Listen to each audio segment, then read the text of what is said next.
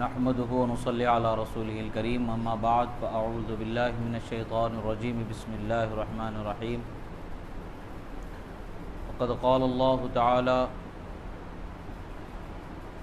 فصل لربك وانحر صدق الله مولانا العظيم وصدق رسوله النبي الأمين الكريم ونحن على ذلك لمن الشاهدين والشاكرين والحمد لله رب العالمين۔ ایک مرتبہ درود شریف پڑھ لیں۔ اللہم صلی علی سیدنا نبینا مولانا محمد عدد ما فی علم اللہ صلاۃ دائمۃ بدوام ملک اللہ وعلی آلہ واصحابہ اجمعین۔ ایک مرتبہ اور نبی اور آل نبی پر درود شریف پڑھ لیں۔ اللہم صلی علی سیدنا نبینا مولانا محمد عدد ما فی علم اللہ صلاۃ دائمۃ بدوام ملک اللہ وعلی آلہ واصحابہ اجمعین۔ اللہ رب العزت کا بے پناہ شکر و احسان کہ اللہ رب العزت نے ہمیں اس کے حبیب صلی اللہ تعالیٰ علیہ وسلم کا سچا چاہنے والا بنایا اور شریعت مطہرہ کے احکام کی چاہت رکھنے والا بنایا۔ یہ اللہ تبارک و تعالیٰ کا فضل و احسان ہے کہ ہمیں اللہ نے ان عظیم نعمتوں سے مالا مال فرمایا۔ عزیزان محترم، عبادت اللہ تبارک و تعالیٰ نے جو بندوں پر لازم فرمائی ہے، اللہ اور اس کے رسول کی جانب سے جو عبادتیں ہم لوگوں پر لازم کی گئی ہیں، ان لازم کی جانے والی عبادتوں میں سے بعض عبادتیں وہ ہیں جو خالص بدنی عبادت ہے، جیسے نماز ادا کرنا، روزہ رکھنا، یہ خالص بدنی عبادت ہے، بدن سے جس عبادت کو ادا کیا جانا ہوتا ہے۔ کچھ وہ عبادتیں ہیں جس کو اللہ تبارک و تعالیٰ نے مال سے بھی جوڑ دیا ہے، جیسے حج ہے۔ حج کے لیے مال اور بدنی دونوں چیزیں اس میں شامل رہتی ہیں۔ حج اسی وقت پر فرض ہوگا جب آپ کے پاس مال ہوگا، یعنی حج کو جانے کی طاقت ہوگی۔ اب اس کو صرف کرتے ہوئے آپ وہاں جائیں گے اور ارکان ادا کریں گے تو بدن سے ادا کرنا ہوا۔ تو حج وہ عبادت ہے جو مال اور بدن دونوں سے مل کر کے پوری ہوتی ہے۔ اسی طریقے سے کچھ وہ عبادتیں ہیں جو خالص بدنی عبادت ہیں، جیسے زکوٰۃ ادا کرنا ہے اور فطرہ ادا کرنا ہے۔ اسی طریقے سے قربانی کا ادا کرنا بھی یہ مالی عبادت ہے جو ہمیں اللہ کے لیے پیش کرنی ہے۔ قربانی جو دی جاتی ہے وہ حقیقت میں اللہ کی رضا کے لیے ہی دی جاتی ہے۔ جو صاحب استطاعت، جو مالک نصاب ہوتا ہے، اس کی طرف سے وہ قربانی پیش کی جاتی ہے۔ جس کی طرف سے پیش کی جاتی ہے دعا میں اس کا نام لیا جاتا ہے کہ فلاں بن فلاں کی طرف سے یہ قربانی پیش کی گئی ہے، پروردگار تو اسے قبول فرما۔ الحاصل اللہ تبارک و تعالیٰ نے اس کے حبیب صلی اللہ تعالیٰ علیہ وسلم کو ارشاد فرمایا، نماز ادا کرو اور قربانی ادا کرو۔ فصلی لربک وانحر، اپنے رب کے لیے نماز ادا کرو اور اپنے رب کے لیے قربانیوں کو ادا کرو۔ اللہ کے رسول صلی اللہ تعالیٰ علیہ وسلم نے یوم النحر، جسے قربانی کا دن کہتے ہیں، اس دن سے متعلق حدیث مبارکہ میں ارشاد فرمایا۔ سرکار مدینہ صلی اللہ تعالیٰ علیہ وسلم ارشاد فرماتے ہیں، حضرت براء رضی اللہ تعالیٰ عنہ حدیث مبارکہ کے راوی ہیں، بخاری شریف میں حدیث مبارکہ کو روایت کیا گیا ہے۔ سرکار فرماتے ہیں، ان اول ما نبدأ به فی یومنا ھذا ان نصلی ثم نرجع فننحر۔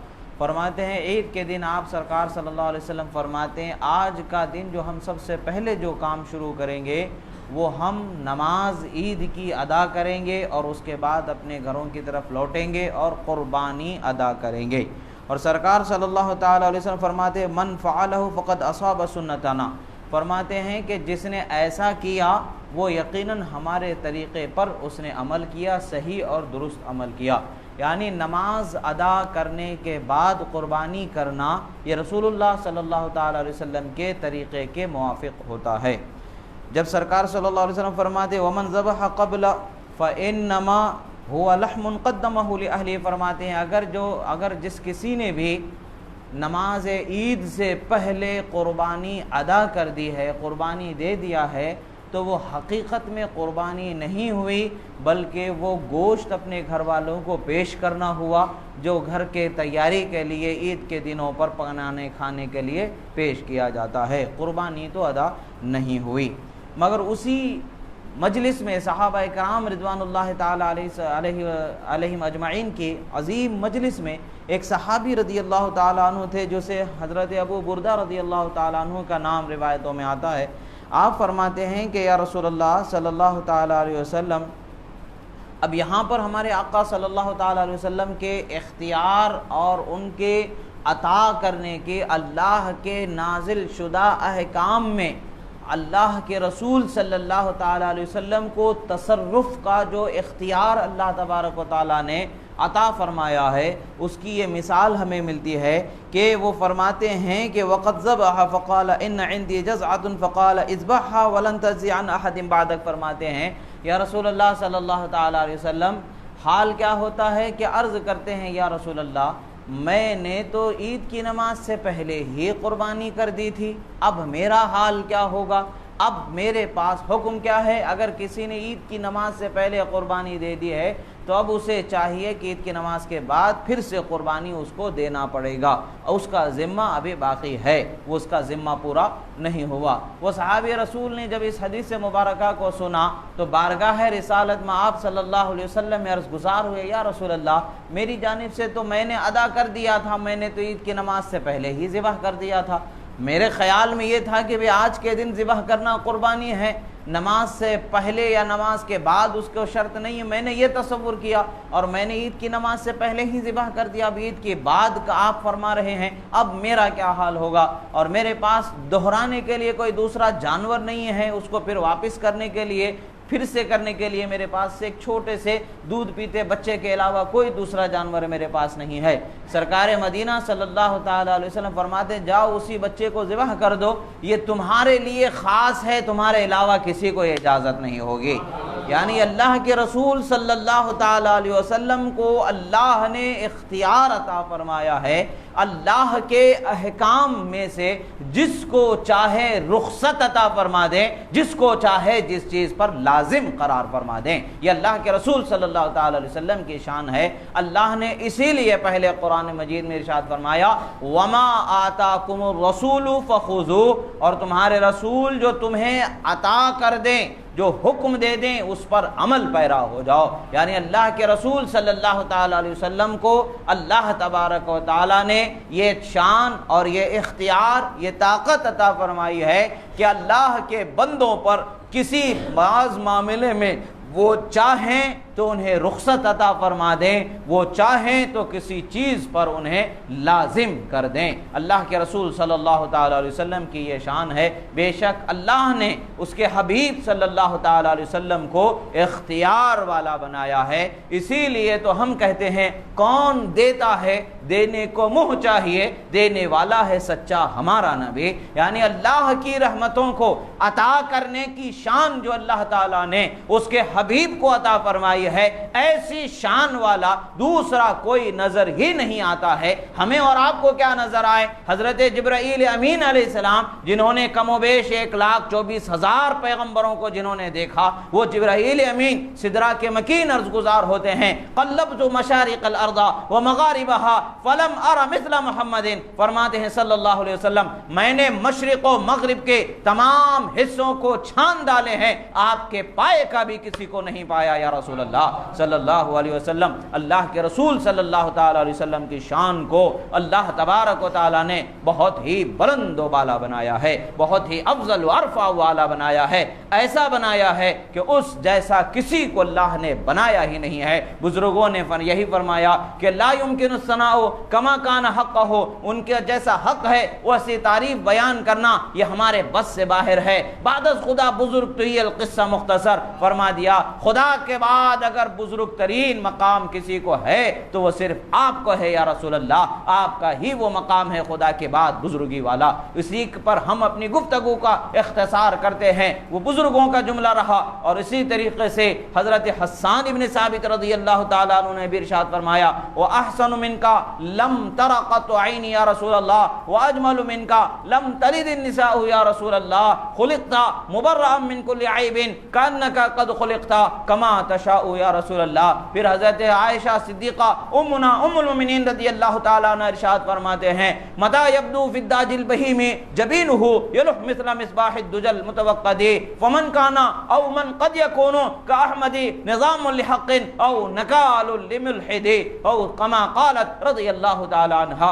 عزیزان محترم، اللہ کے رسول صلی اللہ تعالی علیہ وسلم کو کیسے شان و عظمت والا اللہ نے بنایا ہے۔ وہ صحابہ جنہوں نے اپنی آنکھوں سے رسول اللہ کو دیکھا ہے، جنہوں نے رسول اللہ کے جلووں کو اپنی آنکھوں سے دیکھا ہے، جنہوں نے رسول اللہ کے نورانیت کو اپنی آنکھوں میں بسایا ہے، جنہوں نے رسول اللہ صلی اللہ تعالی علیہ وسلم کے لیل و نہار کو اپنے لیل و نہار کے ساتھ جنہوں نے ملاحظہ کیا ہے، وہ صحابہ اور وہ اہل بیت جنہوں نے رسول اللہ صلی اللہ تعالی علیہ وسلم کے ساتھ سفر میں حضر میں زندگی گزاری ہے، جنہوں نے رسول اللہ صلی اللہ تعالی علیہ وسلم کے ساتھ تمام لوگوں کے ساتھ بھی رہے ہیں، تنہائی میں بھی رہے ہیں، وہ خوب بہتر جانتے ہیں کہ خدا نے انہیں کیسی شان والا بنایا ہے، کیسی عظمت والا بنایا ہے۔ اسی لیے تو ہم اہل سنت کا عقیدہ ہے اللہ تعالیٰ نے اس کے حبیب صلی اللہ تعالی علیہ وسلم کو اختیار والا بنایا ہے، اور وہ اختیار ایسا ہے کہ جب چاہیں جسے چاہیں جیسی نوازش سے نوازنا چاہیں، یہ ان کے کرم کے فیصلے ہیں۔ جسے چاہے اپنا بنا لیا، جسے چاہے در پہ بلا لیا، یہ بڑے نصیب کی بات ہے،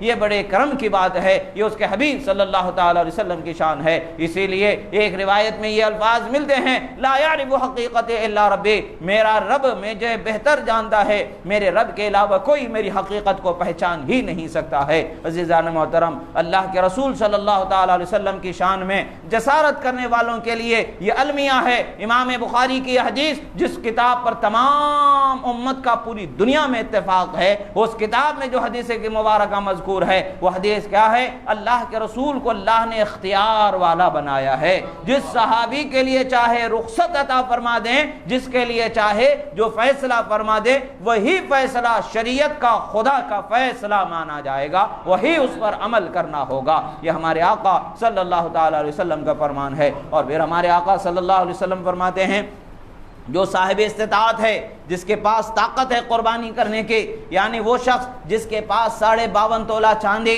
یا 7.5 تولہ سونا خریدنے کی طاقت ہو۔ اب یہاں پر ایک چھوٹے سے مسئلے کی وضاحت ضروری ہے۔ مثال کے طور پر زکوٰۃ کے لیے مال جو حاجت اصلیہ سے زائد ہے، جو نصاب کو پہنچا ہوا ہے، یعنی 52.5 تولہ چاندی یا 7.5 تولہ سونا یا اس کے برابر مال تجارت جو کچھ بھی ہو، حاجت اصلیہ سے یعنی ضرورت سے زیادہ جو چیز ہے، اس پر زکوٰۃ سال گزر جانے کے بعد فرض ہوتی ہے۔ اب قربانی کے لیے اور اسی طریقے سے فطرہ کے ادا کرنے کے لیے سال بھر کا اس مال پر گزرنا ضروری نہیں ہے، بلکہ قربانی کے دنوں میں آپ کے پاس اتنا مال آ جائے، اتنا پیسہ آ جائے کہ جس سے آپ 52.5 تولہ چاندی خرید سکتے ہیں، تب آپ مالک نصاب مانے جائیں گے اور آپ پر قربانی کرنا لازم ہو جائے گا۔ اسی طریقے سے عید الفطر کے دن اگر آپ کے پاس اتنا پیسہ آ جاتا ہے یا اتنا مال تجارت آ جاتا ہے کہ جس کا تقابل اگر ہم کریں 52.5 تولہ چاندی خریدا جا سکتا ہے، تب آپ پر صدقہ فطر بھی واجب ہو جائے گا۔ ہاں، زکوٰۃ واجب نہیں ہوگی، اس لیے کہ سال بھر کا اس مال پر گزرنا ضروری ہے۔ اب یہاں پر ایک چھوٹا سا مسئلہ تھا جو مالک نصاب سے قربانی میں اور زکوٰۃ میں جو فرق ہے، صدقہ فطر میں اور زکوٰۃ میں جو فرق ہے وہ یہی ہے کہ زکوٰۃ میں سال بھر کا گزرنا ضروری ہے، پھر صدقہ فطر میں اور قربانی میں سال بھر کے گزرنا ضروری نہیں ہے۔ قربانی کے جو 3 دن ہیں، ان 3 دنوں میں بھی اگر وہ مالدار ہو جاتا ہے، اتنا اس کے پاس پیسہ آتا ہے کہ 52.5 تولہ چاندی وہ خرید سکتا ہے، اس پر قربانی کرنا واجب ہو جائے گا۔ اب اس پر ضروری ہو جائے گا کہ وہ قربانی کرے۔ اور اللہ کے رسول صلی اللہ تعالی علیہ وسلم نے ارشاد فرمایا جس کے پاس طاقت ہے اور وہ قربانی کر سکتا ہے اور وہ قربانی نہیں کرتا ہے تو وہ ہمارے عیدگاہ کے بھی قریب بھی نہ آئے۔ اللہ کے رسول فرماتے ہیں ہمارے ساتھ نماز پڑھنے کا وہ حق نہیں رکھتا ہے، ہمارے ساتھ آنے کا وہ حق نہیں رکھتا ہے، ہمارے پاس آنے کا وہ حق نہیں رکھتا ہے۔ ہم گنہگار ہیں، خطا کار ہیں، آخر جائیں تو کہاں جائیں جب رسول اللہ اپنے دربار سے ہمیں پھٹکار دے، اپنے دربار سے ہمیں نکار دیں اور اپنے دربار سے ہمیں دھتکار دیں تو کہاں جائیں؟ دامن پھیلا کر کے، جھولیاں پھیلا کر کے کہاں جانا ہوگا؟ حشر کا میدان ہمارے سامنے ہے۔ احادیث مبارکہ صحیحہ اس چیز پر شاہد ہیں کہ جب حشر کا میدان ہوگا، حضرت آدم علیہ السلام سے لے کر کے حضرت عیسیٰ علیہ السلام تک کے تمام پیغمبران جمع ہوں گے، ہمارے آقا صلی اللہ علیہ وسلم بھی حاضر ہوں گے، تمام جمع ہوں گے، امت تمام لوگ مل کر کے ابو البشر حضرت سیدنا آدم علیہ السلام کے پاس اپنی پریشانی لے کر کے جائیں گے۔ آپ خدا کے سب سے پہلے پیغمبر بنائے کر کے دنیا میں بھیجے جانے والے سب سے پہلے انسان ہیں، ابو البشر ہیں۔ تمام پیغمبروں کو اللہ تبارک و تعالیٰ نے آپ ہی کی ذریت میں جاری رکھا ہے۔ آپ خدا کی بارگاہ میں سفارش فرما دیں، اللہ تبارک و تعالیٰ ہم پر آسانی فرما دے۔ جو 50,000 سال کا دن ہوگا حشر کا، اس دن کی سختی و تکلیف کو برداشت کرنا مشکل ہوگا، وہ ان کے پاس جائیں گے۔ حضرت آدم علیہ السلام بھی یہی فرمائیں گے، میرے پاس اتنی ہمت و طاقت نہیں کہ رب کی بارگاہ میں آج کچھ عرض کر سکوں۔ آج جو رب کا جلال ہے، آج جو رب کا غضب ہے، اس کا ملاحظہ، اس کا مشاہدہ ہمیں کبھی نہیں ہوا۔ پھر آپ حضرت نوح علیہ السلام کے پاس بھیجتے ہیں۔ نوح علیہ السلام اسی طریقے سے ابراہیم علیہ السلام، حضرت داؤد علیہ السلام، سلیمان علیہ السلام، موسیٰ علیہ السلام، عیسیٰ علیہ السلام، ایک کے بعد دیگر انبیاء کے پاس ہم جاتے ہی رہیں گے، اور آخر کار ہر پیغمبر یہی کہے گا، آج ہماری ہمت نہیں کہ رب کے سامنے جسارت زبان ہلا سکے، بس آج ہمیں کوئی یہ طاقت نہیں کہ کہہ سکیں تم ہاں اللہ کے حبیب، اللہ کے خلیل، اللہ کے محبوب محمد الرسول اللہ کی بارگاہ میں چلے جاؤ، وہ ضرور رب تعالیٰ کی بارگاہ میں سفارش کریں گے۔ سارے پیغمبر اپنے پاس آنے والوں کو دوسروں کے پاس بھیجتے رہے، مگر جب ہم رسول اللہ کی خدمت میں جائیں گے، ہمارے آقا فرمائیں گے انا لہا انا لہا، اے لوگو آؤ، اللہ نے مجھے یہ شان عطا فرمائی ہے، میں تمہاری سفارش کے لیے تیار ہوں، میں تمہاری شفاعت کے لیے تیار ہوں۔ جانا تو انہی کے دربار میں ہے، چاہے اب جھولی پھیلاؤ، چاہے جب جھولی پھیلاؤ، جب بھی جھولی پھیلاؤ، مختار اللہ نے انہی کو عطا بنایا ہے اور اختیار انہی کو عطا فرمایا ہے۔ اللہ کے رسول فرماتے ہیں واللہ یعطی وانما انا قاسم، اللہ تعالیٰ دینے والا ہے، بے شک میں ہی بانٹنے والا ہوں۔ دنیا میں بھی وہی بانٹنے والے ہیں، آخرت میں بھی وہی بانٹنے والے ہیں، ہر جگہ کو مختار اللہ نے انہی کو بنایا ہے۔ آج اگر ان کے سامنے ہم جانے کا حق کھو دیں تو پھر کس کے پاس ہم جا سکتے ہیں؟ آج اگر ہم اپنے آپ کو ان کی بارگاہ سے محروم کر دیں تو پھر کس کے بارگاہ میں اپنے دامن کو، جھولیوں کو پھیلا سکتے ہیں؟ یاد رکھیں کہ اگر اللہ نے ہمیں طاقت عطا فرمائی ہے، ہمیں قربانی کرنے کی طاقت ہے، ضرور قربانی کرنی چاہیے تاکہ اللہ تعالیٰ کی بارگاہ میں وہ قربانی کی برکت ہمیں عطا ہو جائے۔ اور وہ قربانی کیسی ہوگی؟ آج دی جانے والی قربانی جیسے ہی حضرت بی بی عائشہ صدیقہ رضی اللہ تعالیٰ عنہ سے روایت ہے، آپ فرماتی ہیں کہ سرکار نے فرمایا اے عائشہ تم جانتی ہو کہ قربانی کا کیا ثواب ہے؟ حضرت بی بی عائشہ صدیقہ رضی اللہ تعالیٰ عنہ سے سرکار فرماتے ہیں کہ جیسے ہی ذبح کیا جاتا ہے اور وہ خون کا قطرہ جب اس کا ڈھلک جاتا ہے، اس جانور کے جسم پر جتنے بال ہوتے ہیں اتنے گناہوں کو اللہ تعالیٰ اس بندے کے معاف فرما دیتا ہے جس کی طرف سے قربانی ادا کی جا رہی ہوتی ہے۔ اور یہی نہیں بلکہ جب کل حشر کا میدان ہوگا، پل صراط سے گزرنا ہوگا، بال سے باریک، تلوار سے تیز، جہنم کے اوپر سے جو پل ہوگا جس سے گزرے بغیر کسی کو جنت میں جانا ہی نہیں ہے بلکہ اس سے گزر کر ہی جنت میں جانا ہے، اس پر گزرنے کے لیے حال کیا ہوگا؟ گھٹا ٹوپ اندھیرا ہوگا، وہاں پر آنکھ کو آنکھ سجائی نہیں دے گی، اس مقام پر بجلی کی طرح جو اس پل سے گزرنے والی سواری جو اللہ تعالیٰ عطا فرمائے گا، آج جس جانور کو ہم قربانی کریں گے وہ جانور کل ہمارے لیے سواری بنا کر کے وہاں پیش کیا جائے گا، اور وہاں سے گزرنا اس سواری پر اللہ تعالیٰ ہمارا مقدر فرما دے گا۔ عزیزان محترم، یہ قربانی دیکھنے میں تو ایسی بہت ہی چیز، آسان سی چیز اور بہت ہی چھوٹی چیز نظر آتی ہے، مگر بحیثیت ثواب اگر دیکھا جائے تو بہت بڑی چیز ہوتی ہے۔ جب قربانی کے اللہ نے طاقت عطا فرمائی ہے، ضرور قربانی ادا کریں، اور اللہ نے آپ کو آپ سے زیادہ طاقت عطا کی ہے، آپ اپنے علاوہ اوروں کی بھی قربانی کر سکتے ہیں، تو اوروں کی بھی، اپنے رشتہ داروں کی، اور بالخصوص ہمارے آقا صلی اللہ تعالیٰ علیہ وسلم کی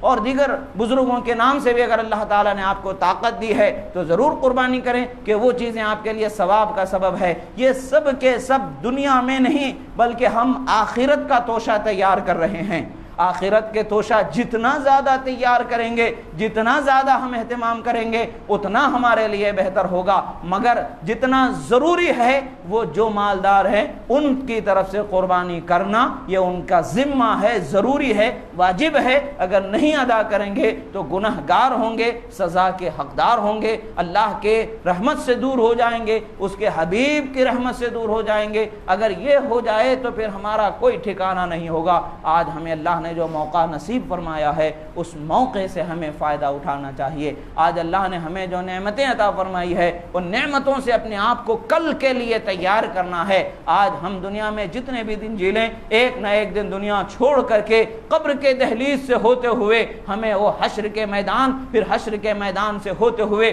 پل سے گزرتے ہوئے جانا ہونا ہی ہے۔ جو فیصلہ خدا فرما دے، جنت فیصلہ فرما دے تو اس کی نعمت، اس کی رحمت ہے۔ اگر خدا نہ خواستہ اگر ہمارے اعمال کا اعتبار کرتے ہوئے اگر جہنم فیصلہ ہو جائے، جہنم میں ڈالا جائے تو عذاب کو نہ ہم سوچ سکتے ہیں، نہ برداشت کر سکتے ہیں، نہ برداشت کرنے کے متعلق بھی سوچ نہیں سکتے ہیں۔ اتنا سخت و کڑا عذاب ہوگا۔ اس وقت کے عذاب سے، اس وقت کی پریشانی سے، اس وقت کی تنگی سے اگر ہم اپنے آپ کو بچانا ہے تو آج جو عبادتیں اللہ تبارک و تعالیٰ نے اور اس کے رسول نے ہمیں کرنے کا حکم دے دیا ہے ان عبادتوں پر حسب طاقت، حسب قدرت ضرور عمل پیرا ہو جانا چاہیے تاکہ کل ہمارے یہ عبادتیں کام آ سکیں۔ اللہ تبارک و تعالیٰ سے دعا ہے جو کہا گیا سنا گیا، کہنے میں سننے میں جو غلطیاں ہوئیں اللہ تبارک و تعالیٰ اسے معاف فرما دے۔ پروردگار جو صحیح بات کہی گئی ہو ہمارے سینوں میں محفوظ فرما۔ پروردگار جو گنہگار ہیں ہم میں مولا ہم تمام گنہگاروں کو معاف فرما۔ جو خطاکار ہیں ان کی خطاؤں کو معاف فرما۔ جو بیمار ہیں انہیں شفاء کاملہ و عاجلہ عطا فرما۔ جو قرض دار ہیں انہیں بار قرض سے سبکدوشی عطا فرما۔ جن کے گھروں میں جوان بیٹے بیٹیاں بھائی بہن غیر شادی شدہ ہیں ان کے شادیوں کے اسباب مہیا فرما، ان کا بہتر و تابندہ مستقبل فرما۔ تمام مومنین مومنات کے رشتے ازدواج میں محبت مودت شفقت رحمت عنایت عطا فرما۔ اقول قولی ھذا استغفر اللہ لی ولکم ولسائر المؤمنین وما علینا الا البلاغ المبین برحمتک یا ارحم الراحمین۔